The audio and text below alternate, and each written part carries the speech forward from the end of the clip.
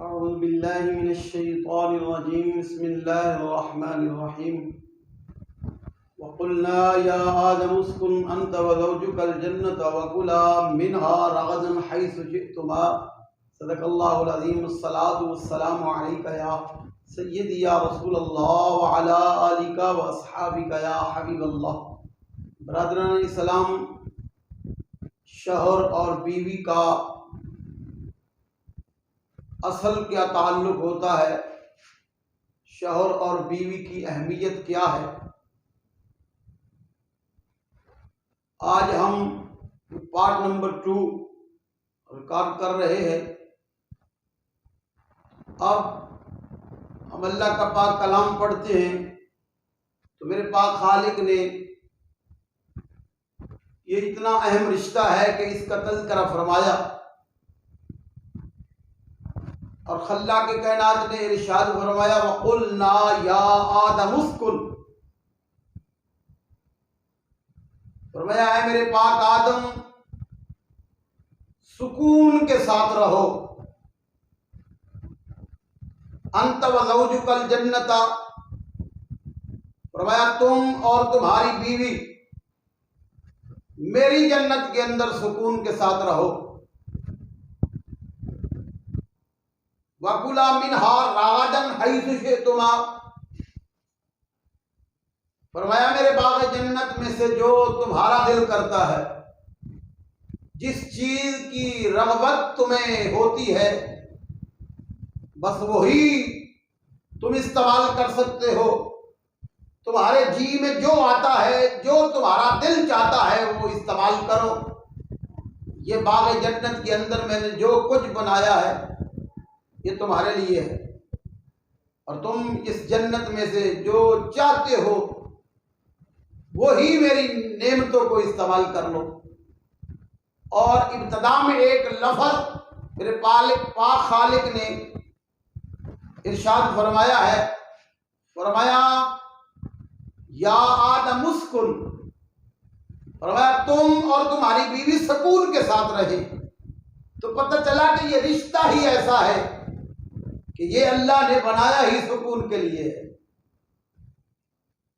और इस कायनात के अंदर, इस मुआशरे के अंदर ये जो मामलात पैदा हो चुके हैं, तो असल में बात यह है कि जिस औरत की तरबियत नहीं की जाती, वो अपने वालिदैन के घर में जो तरबियत हासिल नहीं कर सकती, तो ना तो वो खुद सुकून में रह सकती है और ना ही वो किसी को सुकून में रहने देती है, क्योंकि अल्लाह ने तो इसको बनाया ही सुकून के लिए।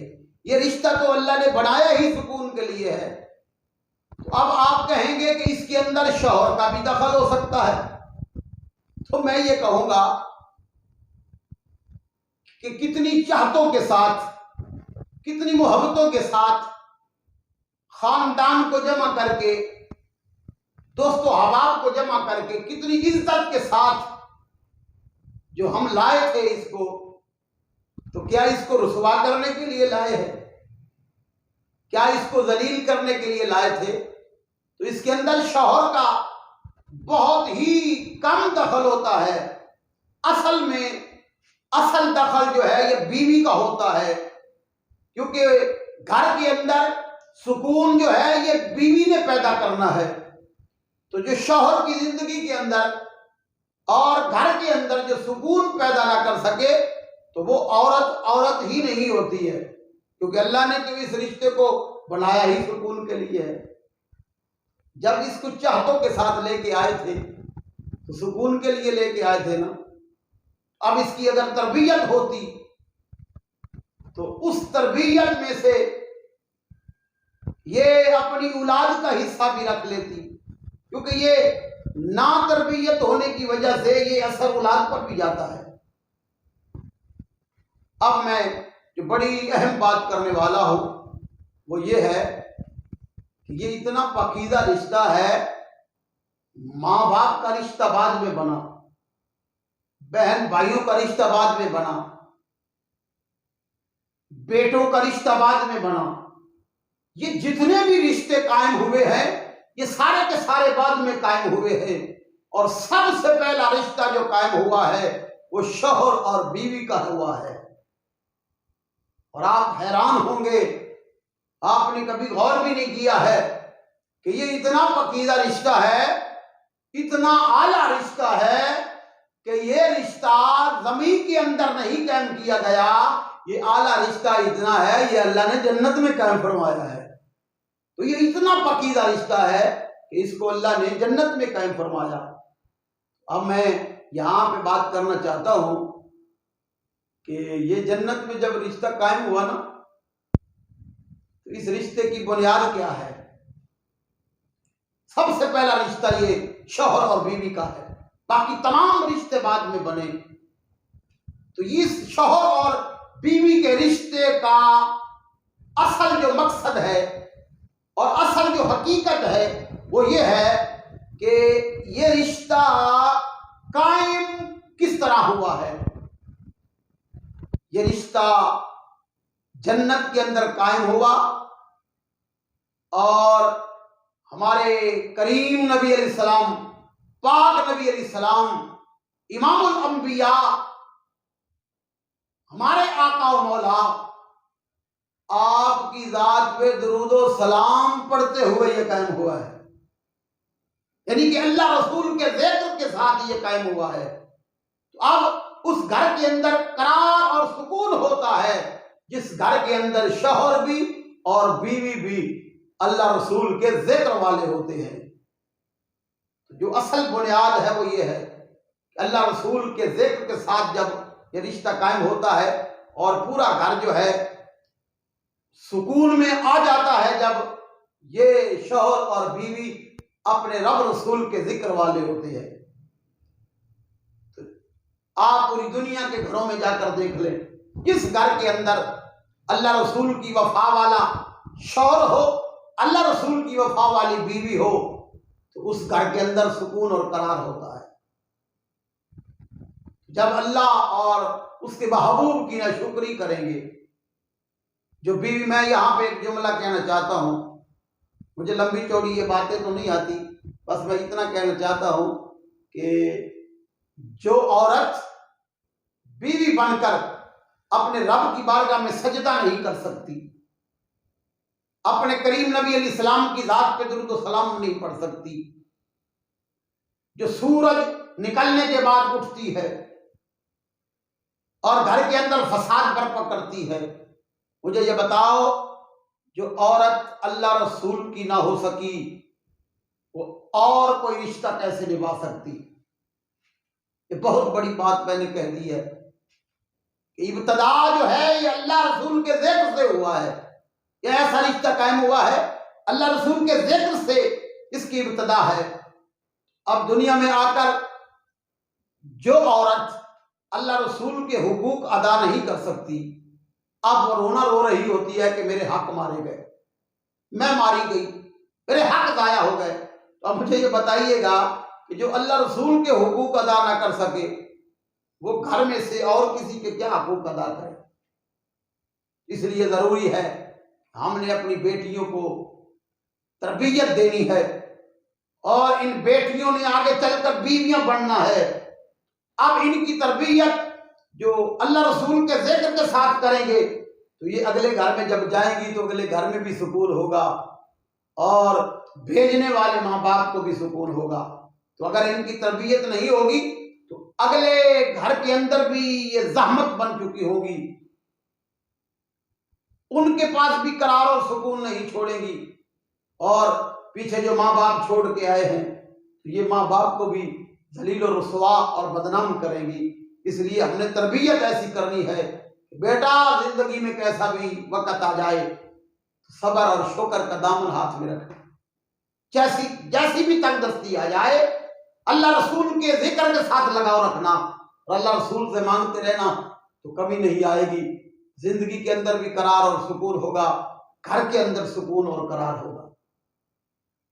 अब ये पार्ट नंबर 2 जो हम रिकॉर्ड करेंगे तो उसके अंदर चंद वाकयात ऐसे हदीस मुबारका से लेकर और कुछ ऐसे वाकयात जो है वो इंशाल्लाह बयान करेंगे, तो आप सुनेंगे तो ईमान ताज़ा हो जाएगा। और इन तमाम वाक़यात में से मैं एक बात ये कहना चाहता हूँ, ये दिल की तख्ती पे नोट कर लेना और अपनी बेटियों की तरबियत में इसको शामिल कर देना। मेरे आका करीम तशरीफ लाते हैं हजरत ज़हरा पाक के घर के अंदर, जब आते हैं तो बैठ जाते हैं। हजरत ज़हरा पाक की आंखों में आंसू आ जाते हैं। जब आंसू आते हैं आप रोती हैं, तो हुजूर फरमाते हैं मेरी पाक बेटी, मेरे जिगर का टुकड़ा, मुझे बताओ क्यों रो रही हो। अर्ज करती हैं अब्बाजान, मेरा और मौला अली पाक का कुछ झगड़ा हुआ, तो अब्बाजान मैंने बड़ी कोशिश की और मैं अपनी कोशिश में कामयाब हो गई और मैंने अपने शौहर को राजी कर लिया। बस ये एक ही मेरे आका करीम अलैहिस्सलातु वस्सलाम की पाक तैयबा जिंदगी का एक वाकया अपनी बेटियों को जहेज में दें, देखें कि उनकी जिंदगी के अंदर कैसा निखार आता है।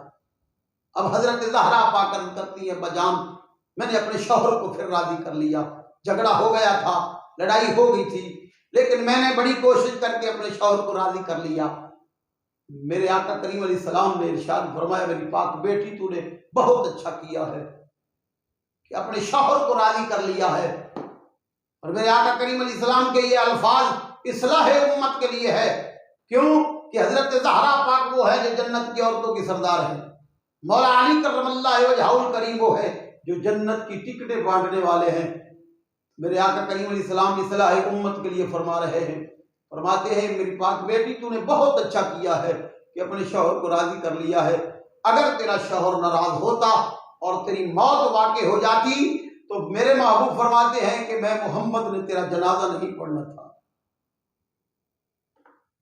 मैं अल्लाह का रसूल हूं, तो शौहर तेरा नाराज होता और तेरा इंतकाल हो जाता तो मैंने तेरा जनाजा नहीं पढ़ना था। तूने अच्छा किया है, अपने शौहर को राजी कर लिया है। अब थोड़ी देर के लिए सोचें कि हम क्या कर रहे हैं, हमारी हालत क्या है और हम गुमराही के किस रास्ते पे चल रहे हैं। ये इस्लाह उम्मत के लिए कितना बड़ा हमें दर्स है। हुजूर फरमाते हैं क्यों कि जिसका शौहर नाराज हो और उसकी मौत वाक़ई हो जाए, उसका अंजाम बड़ा बुरा होता है। ये इस्लाह उम्मत के लिए था। हुजूर अपनी उम्मत को ये सबक देना चाहते थे। तो ऐसे वाक़यात हो सकता है कि आपकी नजर से ना गुजरे हो, ऐसे वाक़यात ये शौहर और बीवी के हवाले से इंशाअल्लाह हम करेंगे। तो इसलिए अल्लाह की बारगाह में दुआ है अल्लाह ताला हमें इस पे गौर करने की तौफीक अता फरमाए। तो पार्ट नंबर 2 पे जब हम वो रिकॉर्ड करेंगे तो आप उसका इंतजार फरमाएं। ये बहुत बड़ी बातें हमने करनी है। तो मैं यहाँ पे ये कहना चाहता हूँ कि हमारे चैनल को सब्सक्राइब कर लें, तो इंशाअल्लाह ऐसी इस्लाही गुफ्तगू जो है आप तक पहुँचती रहेगी। और अगर हमारा मकसद एक ही है, हमारे दोस्तों का मकसद एक ही है, एक बंदे की भी इस्लाह हो गई, एक बंदे का ईमान महफूज हो गया, तो हम जो मैदान अमल में आए हैं तो हमारा मकसद पूरा हो जाएगा। अल्लाह हमें इसकी जज़ा अता करेगा। अल्लाह ताला हमें अपनी बेटियों की अच्छी तरबियत करने की तौफीक अता फरमाए। अल्लाह ताला हमें ये जो गुमराही वाला रास्ता है, अल्लाह सिरात मुस्तकीम नसीब फरमाए। क्योंकि ये दुनिया के अंदर बहुत बड़ा झगड़ा होता है। औरत रो रही होती है मेरे हक अदा ना हुए, अल्लाह रसूल के हक अदा करती तो तेरे खुद ब खुद हो जाते। तो यहाँ पे यह मैं कहना चाहता हूँ कि शौहर का जिम्मा जो है वो ये है कि औरत के खाने पीने का ख्याल करे, और दूसरा हक ये है कि औरत के इलाज मुआवजे का ख्याल करे। तीसरा हक ये है कि औरत को रहने के लिए चार दीवारी का इंतजाम कर दे। चौथा हक ये है कि औरत के रहन सहन के लिए पूरे उसके इंतजाम किए जाए, उसके कपड़ों का ख्याल किया जाए, उसके जरूरियात जिंदगी का जो है वो ख्याल किया जाए। बस सिर्फ इतना शौहर का हक है कि वो अपनी बीवी का अदा करे। अगर वो इतना कर रहा है तो वो अल्लाह रसूल की बारगाह से बरी जिम्मा हो चुका है। आगे ये औरतों की ख्वाहिशात होती हैं और आगे ये और ज्यादा फसाद ही यहाँ से शुरू होता है जब उनकी अजीब व गरीब ख्वाहिशात पे अमल ना हो तो वो झगड़ा और रुसवाई और लड़ाई शुरू हो जाती है।